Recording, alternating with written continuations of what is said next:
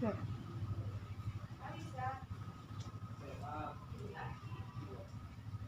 Selamat pagi anak-anak, apa kabar semuanya?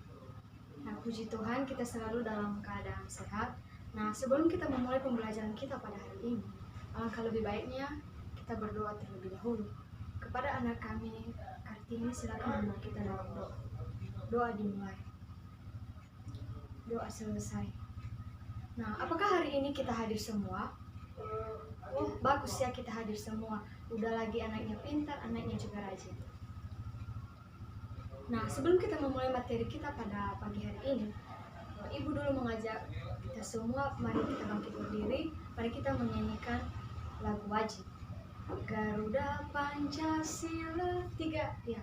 Garuda Pancasila, akulah pendukungmu. Dah, terima kasih, silakan duduk.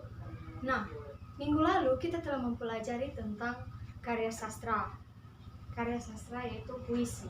Nah, hari ini kita juga akan belajar mengenai puisi lama yaitu pantun. Jadi di antara anak-anak kami ada yang tahu tentang yang namanya pantun? Nah, silakan kepada anak kami Robert. Ya, betul sekali. Pantun itu adalah puisi lama. Ada yang bisa lagi? Ya, betul, terdiri dari sampiran dan isi. Nah, dapat disimpulkan bahwa pantun itu adalah puisi lama yang terdiri dari sampiran dan isi, terdiri dari 4 baris. Ingat ya, terdiri dari 4 baris. Nah, pada pembelajaran kali ini kita dituntut agar kita bisa membaca pantun dengan baik. Nah, di sini Ibu telah menyediakan satu pantun. Pertama, Ibu akan membacakannya dan kalian bisa mengikutinya nanti. Dengar lagu berirama, tertawalah si adik manja. Mari main bersama-sama, jangan duduk sendiri saja. Jadi bisa ya, sampai di sini paham? Ada yang mau ditanyakan? Baik, jika tidak ada yang perlu ditanyakan. Nah, sekarang Ibu kan sedang komunikasi dengan kalian, berarti adanya interaksi. Nah, di antara anak-anak kami ada yang tahu tentang artinya interaksi? Ya, kepada anak kami Vanes, ya, interaksi adalah sebuah hubungan, betul. Adakah yang lain? Komunikasi, ya, betul sekali. Jadi, interaksi itu dari beberapa pendapat tadi dapat disimpulkan bahwa interaksi itu adalah hubungan timbal balik yang dari satu atau dua orang yang saling mempengaruhi. Nah, interaksi ini terdiri dari 3, yaitu interaksi individu dengan individu, individu dengan kelompok, kelompok dengan kelompok. Nah, yang kita lakukan sekarang ini, ada yang bisa menjawab antara Ibu dengan kalian? Itu termasuk interaksi apa? Ya, betul, interaksi individu dengan kelompok. Ya, mantap sekali ya jawabannya. Jadi ada hubungannya, kan Ibu sendiri berarti individu, kalian kelompok berarti jumlahnya banyak. Berarti sampai di situ paham ya. Nah, contohnya kalau interaksi individu berarti satu orang dengan satu orang. Itu namanya interaksi individu. Nah, sampai di sini paham? Ada pertanyaan? Oh ya, silakan. Apa? Oh, Randy. Oh, interaksi kelompok. Nah, contoh interaksi kelompok, misalkan dalam kelas kita ini kan kita bagi kelompok nih, ada kelompok 1, ada kelompok 2, ada kelompok 3 dan 4. Nah, interaksi antara kelompok 1 dengan kelompok 2, maka terjadilah interaksi kelompok dengan kelompok. Itulah contoh. Paham kan sampai di sini? Oke, terima kasih. Ada lagi? Baik, jika tidak ada, saya percaya kalian akan bisa memahami materi apa yang Ibu sampaikan. Nah, sekarang kita kan telah tadi kita telah mempelajari tentang interaksi dan ada teman kalian yang sudah bertanya. Nah, teman kalian yang sudah bertanya berarti mereka memiliki hak untuk bertanya. Apakah ada di antara anak-anak kami yang mengerti tentang hak? Nah, hak itu adalah hak yang melekat dalam diri kita yang dianugerahkan oleh Tuhan sejak kita lahir.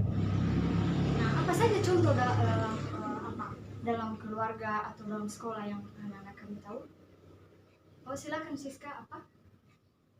Ya, betul sekali. Hak untuk memperoleh cinta kasih kedua orang tua. Kalau di sekolah apa hak kita? Iya, termasuk seperti yang tadi, sepertinya si Vanis tadi yang bertanya, kan dia bertanya berarti ia berhak bertanya. Nah, udah sampai di situ paham? Nah, di samping itu juga ada hak, berarti adanya kewajiban. Nah, kewajiban adalah segala sesuatu yang harus kita lakukan, berarti harus kita lakukan. Nah, kewajiban ini menuntut kita menaati sebuah aturan, misalnya di sekolah atau di rumah. Kalau di rumah misalnya membantu orang tua. Ada lagi yang lain yang bisa menjawab? Iya, kalau di sekolah itu menaati aturan, misalnya memakai baju seragam dengan rapi. Nah, misalkan kamu tidak memakai dasi, berarti kamu sudah melanggar aturan. Nah, itu ya contohnya. Nah, dari istilah hak kewajiban ada juga yang namanya tanggung jawab. Tanggung jawab adalah segala sesuatu yang kita lakukan karena kesadaran kita sendiri. Nah, misalnya ada yang tahu contohnya, misalkan di sekolah atau di rumah. Dalam hal ini ya, tanggung jawab berarti ada kesadaran kita untuk melakukan, ada rasa peduli yang tinggi.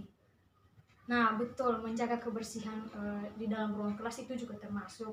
Nah, kalau di rumah juga, ya betul sama juga, tidak membuang sampah sembarangan, berarti kita ada kata peduli ya. Nah, demikian pembelajaran kita hari ini, semoga anak-anak kami memahaminya.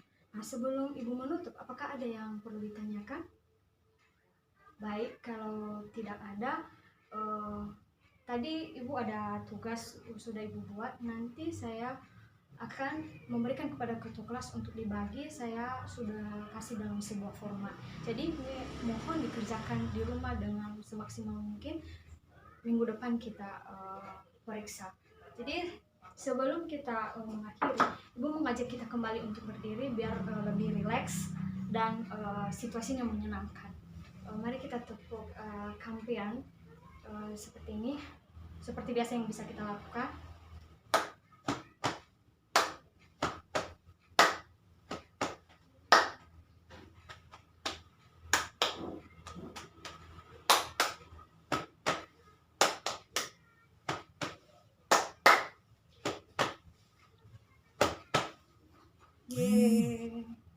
Baik, sekian untuk hari ini. Sampai jumpa minggu depan. Tetap jaga kesehatan. Terima kasih.